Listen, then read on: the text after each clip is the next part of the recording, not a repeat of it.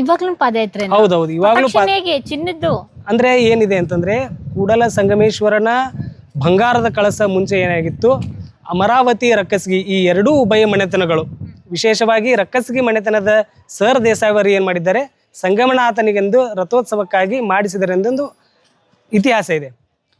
ಅವಾಗ ಏನು ಮಾಡ್ತಿದ್ರು, ಅಮರಾವತಿಯಿಂದ ಏನು ಮಾಡ್ತಿದ್ರು, ಬಂಗಾರದ ಕಳಸವನ್ನು ಕೂಡಲ ಸಂಗಮಕ್ಕೆ ತೆಗೆದುಕೊಂಡು ಬಂದು ರಥೋತ್ಸವದ ಸಂದರ್ಭದಲ್ಲಿ ಅದನ್ನು ಕೂಡ ಅವಾಗ ಏನು ಮಾಡ್ತಿದ್ರು, ಪಾದಯಾತ್ರೆ ಮೂಲಕನೇ ತರ್ತಿದ್ರು. ಅಲ್ಲೇನೋ ಕಳಸದ ಕಟ್ಟೆಗಳಾಗಲಿ ಪಾದಗಟ್ಟೆಗಳ ಕುರುಹುಗಳು ಕೂಡ ಈಗ ನಮಗೆ ಸಿಗ್ತವೆ. ಬದಲಾದ ಕಾಲದಲ್ಲಿ ಏನಾಗುತ್ತೆ, ಕೂಡಲ ಸಂಗಮೇಶ್ವರನ ಬಂಗಾರದ ಕಳಸವು ಸರ್ ದೇಸಾಯಿಯವರ ವಾಡೆಯಿಂದ ಏನಾಗುತ್ತೆ ಬಾಗಲಕೋಟೆಗೆ ಹೋಗುತ್ತೆ.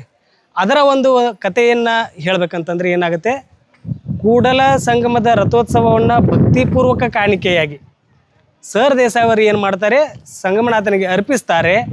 ಆ ಸಂದರ್ಭದಲ್ಲಿ ಏನಾಗಿರುತ್ತೆ ಅಂದರೆ, ಬ್ರಿಟಿಷರ ಆಳ್ವಿಕೆಯ ಸಂದರ್ಭದಲ್ಲಿ ರಾಜಕಾರ ಹಾವಳಿ ಅಥವಾ ಏನು ದರೋಡೆಕೋರ ಹಾವಳಿ ಏನಿರ್ತದೆ ಅವರಿಂದ ಈ ಒಂದು ಕಳಸವನ್ನು ಸಂರಕ್ಷಿಸಬೇಕೆನ್ನುವ ನಿಟ್ಟಿನಲ್ಲಿ ಏನು ಮಾಡ್ತಾರೆ ಅಂದರೆ, ಆ ಕಳಸವನ್ನು ಹಿಂದೆ ಏನು ಮಾಡ್ತಾರೆ ಅಂದರೆ ಹತ್ತಿ ದಿಂಡಲ್ಲಿ ಅದನ್ನು ಹಾಕಿ ಸಂರಕ್ಷಣೆ ಮಾಡಿಟ್ಟಿರ್ತಾರೆ.